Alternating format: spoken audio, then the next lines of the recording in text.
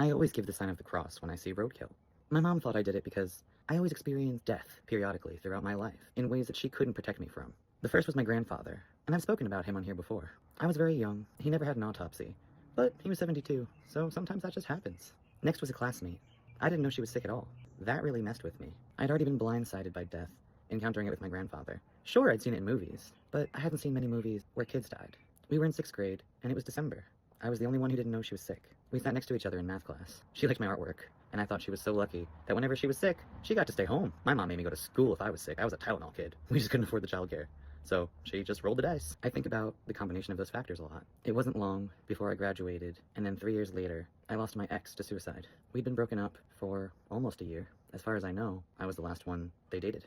We made peanut butter cookies together, all the time, and I still think of them if I ever encounter one.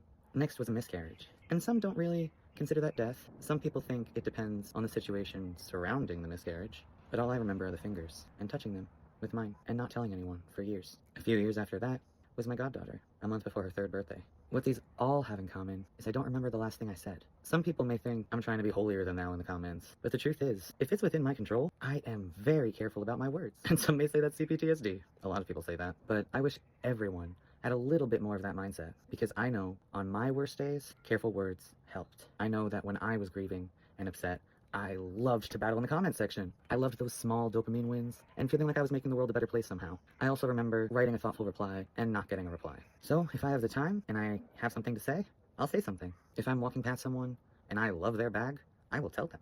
And that was terrifying at first, but it's super easy to talk to strangers now. And that's a useful skill. So I'm not trying to traumatize you into making sure every word counts, for it may be the last. But I do know you'll always feel better if you thought carefully before the last time you spoke to someone, and you'll never know when that's going to be. Well, maybe a few occasions you might know. I take that back. Often, you may not know. So be thoughtful, because you know you like getting random compliments from strangers on the street. Be that stranger. And hey, if you come off like a creep, you gave someone a great story that day.